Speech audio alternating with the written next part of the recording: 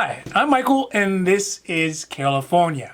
And with Christmas now over and the deadline for the next relief package and spending bill coming due, the president has abandoned his last-stand efforts to increase the stimulus checks from $600 to $2,000 per person.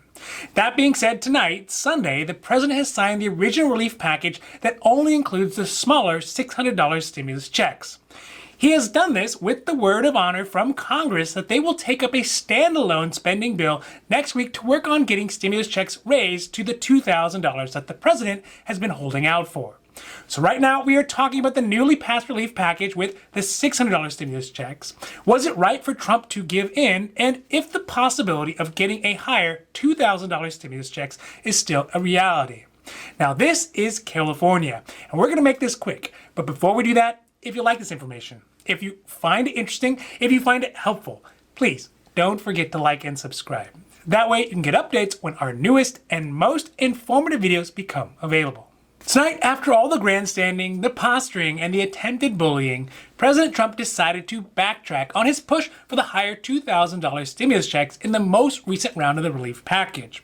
The overall bill, including the fiscal spending for next year, amounts to $2.3 trillion, with $900 billion of it being slated for relief to the country and the economy as a whole.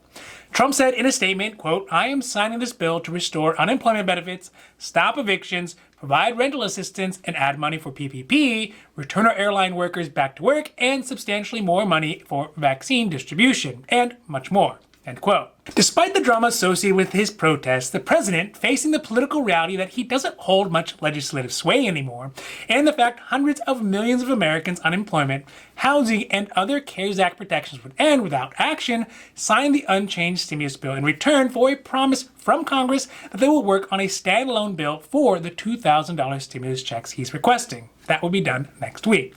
This move by Congress to take up a standalone bill is hard to be taken as anything other than a mechanism for the president to save face. There is likely no real value in this promise, especially considering the staunchness that both Republicans in the House and the Senate have against spending any more money on this bill. Despite this, the Speaker of the House, Nancy Pelosi, a Democrat, says that she plans to put a standalone $2,000 stimulus check bill to a vote tomorrow on Monday. But the measure is expected to fail, given the pushback from the Republicans in the House and the Senate. Even though there are an overwhelming number of Republicans who are not going to vote for higher stimulus checks, some Republican members of Congress, like Tom Reed out of New York, who's also a member of the Problem Solvers Caucus, said he would, in fact, go against this party and vote in favor of a $2,000 House stimulus check bill. So the real question is, should Trump have signed it? When we look at the alternative options that the president had, instead of signing the bill now and hoping for a negotiation later is probably the best that he could have hoped for. It's also important to not lose sight of the fact that Trump's effort to get higher $2,000 stimulus checks was probably never really an earnest attempt to get more help out to the American people. It was more of a ploy by the president to try to strike back at those members of his own party who he viewed as abandoning him and his attempts to overturn the election results. It was his attempt to flail back at a party and a governmental system as a whole that over the last 4 years had resisted some of his strongest urges to be the sole driver of policy and government structure. In short, the swamp can be fought off in short bursts over a relatively short period of time, but in the long run, it always returns back to its status quo.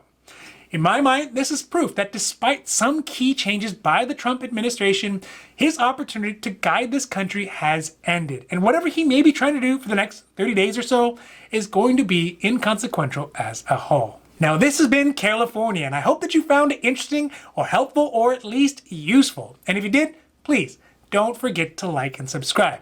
That way you can get updates when our newest and most informative videos become available.